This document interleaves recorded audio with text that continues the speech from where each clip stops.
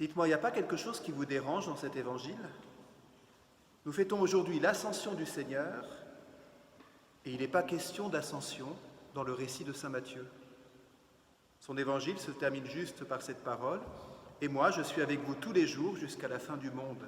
Ce n'est pas une ascension au loin, c'est une présence continue et toute proche. Alors il a fallu la première lecture pour entendre un récit d'ascension. Le livre des Actes des Apôtres révèle que le Christ, 40 jours après Pâques, s'éleva et une nuée vint le soustraire à leurs yeux. Saint Luc, l'auteur de ce livre, avait terminé son précédent livre, son évangile, sur le Christ bénissant ses disciples. Tandis qu'il les bénissait, il se sépara d'eux et il est emporté au ciel. Vous voyez, Saint Luc rapporte donc par deux fois cet événement de montée aux cieux. Si nous allons maintenant chez saint Marc, nous constatons que le jour de Pâques se termine par un envoi des disciples dans le monde entier, se concluant ainsi, le Seigneur Jésus, après leur avoir parlé, fut enlevé au ciel et il s'assit à la droite de Dieu.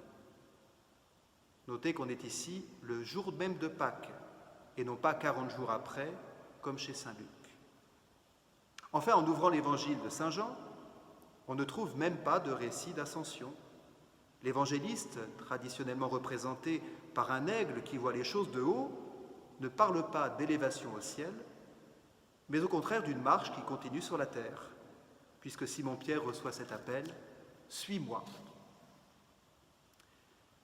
Ce petit parcours évangélique rend attentif au fait que l'ascension du Seigneur est un événement qui n'a rien à voir avec nos expériences d'ascension. Ici en montagne, on aime grimper sur les sommets, on y découvre des paysages exceptionnels, mais après, il faut toujours redescendre. Dans la vie, on peut connaître aussi dans la vie des ascensions sociales, mais pour nécessairement retourner ensuite au relatif anonymat d'une retraite bien méritée ou de problèmes de santé qui mettent socialement à l'écart. L'ascension du Seigneur, elle, est totalement différente de toutes nos expériences humaines de montée, ces expériences que chaque évangéliste a exprimées à sa manière. Chez saint Matthieu, aucun récit d'ascension pour insister sur la présence qui continue du Christ à nos côtés. Chez saint Jean, un appel à mettre nos pas dans ceux du ressuscité. Chez saint Luc, un délai de 40 jours évoquant l'exode qui sépare l'ascension de la résurrection et que nous avons conservé dans notre calendrier liturgique. Tandis que chez saint Marc, pas de délai, tout se passe le jour même de Pâques. Jésus ressuscité s'assoit à la droite du Père.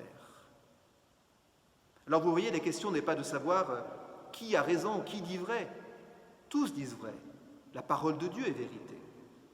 Mais cette vérité dépasse tellement notre expérience humaine d'ascension qu'on peut l'exprimer de manière très différente. Et tous les évangélistes nous disent que notre temps historique est désormais habité par le Christ vivant, qui fait de notre quotidien une ascension vers le déploiement éternel de ce que nous sommes. Ainsi, c'est rien de moins que le sens de notre vie qui est donné par cet événement de l'ascension. Oui, le sens de notre vie, c'est-à-dire à la fois sa direction et sa finalité. Même à travers les chutes, le vieillissement ou les pandémies, toujours notre vie est une ascension avec le Christ portée par sa finalité éternelle, le ciel. Ah, le ciel, quelle belle expression, sans doute l'une des plus sublimes, mais aussi des plus ambiguës, pour dire des réalités qui dépassent le créé.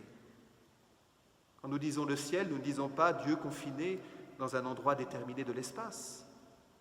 Et pourtant, Jésus lui-même nous appelle à prier notre Père qui est aux cieux. Nous ne confessons pas alors un Dieu blotti quelque part dans une couche de l'atmosphère. Quel manque d'ailleurs d'intelligence de la part de Nikita Khrouchtchev d'avoir affirmé « Gagarine a été dans l'espace, il n'a vu aucun Dieu », lequel Gagarine, entre parenthèses, avait fait baptiser sa fille juste avant son vol spatial. On attribue à ce cosmonaute cette parole sur l'absence de Dieu au ciel, mais c'est le premier secrétaire du Parti communiste soviétique qui a eu ces mots privés de toute transcendance. Bien sûr que quand nous disons le ciel, nous ne disons pas un lieu, mais un état, un déploiement de vie, une ouverture éternelle. Quand nous disons ciel, nous confessons à la fois Dieu présent au plus intime de l'intime de nous-mêmes et plus élevé que tout ce qu'on peut imaginer. Nous confessons Jésus-Christ réellement présent dans l'Eucharistie, habitant nos maisons autant que nos églises, mais dépassant aussi l'espace et le temps. Nous reconnaissons l'Esprit Saint à l'œuvre en nous, mais pas enfermé en nous. Nous confessons que Dieu est là quand l'amour est célébré, quand la charité est en acte, mais aussi Dieu plus grand que tout ce qu'on peut imaginer. Voilà ce que nous croyons. Voilà ce que nous célébrons à l'Ascension.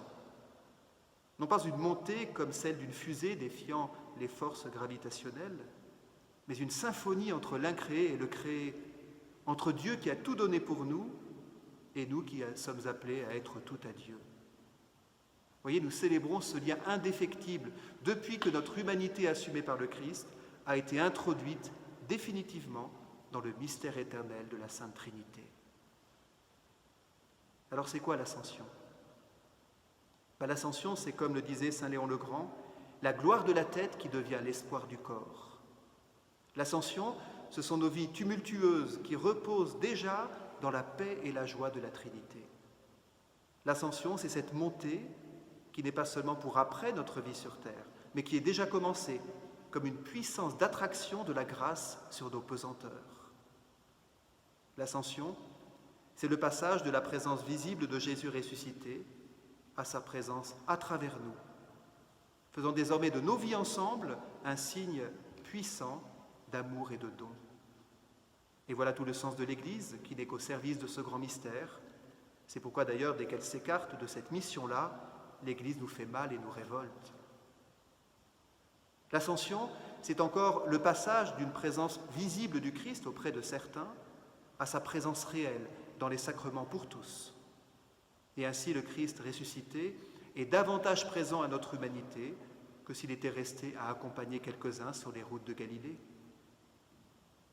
L'Ascension, c'est cet admirable échange céleste, une embrassade plus qu'un passage de témoin par laquelle la montée du Christ auprès du Père permet la descente de l'Esprit Saint. L'Ascension, c'est pour nous aussi le passage du voir pour croire au croire pour voir. C'est donc le véritable saut dans la foi, qui fait toute sa beauté et sa fragilité en même temps, nous le savons. L'Ascension, c'est l'assurance que si nous rencontrons des difficultés et des échecs dans nos vies, rien n'est jamais perdu, puisque le Christ est déjà pour nous assis à la droite du Père. Sa puissance est alors plus forte que nos faiblesses, elle les rejoint et les transfigure. Frères et sœurs, il nous faut bien l'entendre. Qu'elle soit signifiée ou non par les évangélistes, l'Ascension est un mystère essentiel qui doit changer notre regard. Regard sur le monde, sur nos objectifs de vie, sur nos préoccupations quotidiennes. L'Ascension est donc nécessairement aussi un envoi aux missions. À vous d'en être les témoins, nous a dit Jésus. Oui, à nous d'en être les témoins. Quand nous voyons nos proches et nos amis, mais aussi des inconnus et peut-être même nos ennemis, puissent lever la tête et se dire qu'il y a là quelque chose de grand et de beau. Oui, il faudrait qu'en voyant des chrétiens, tout être humain ait envie de donner de la hauteur à sa vie. Il faudrait qu'en nous voyant, on puisse voir déjà quelque chose du ciel. Ah, c'est bien ce qu'ont fait les saints. C'est ce que nous sommes appelés à vivre par notre vocation commune à la sainteté. Quand nous voyons, on voit déjà quelque chose du ciel. Frères et sœurs, ouvrons-nous encore aujourd'hui à cette ascension permanente de nos vies. Alléluia.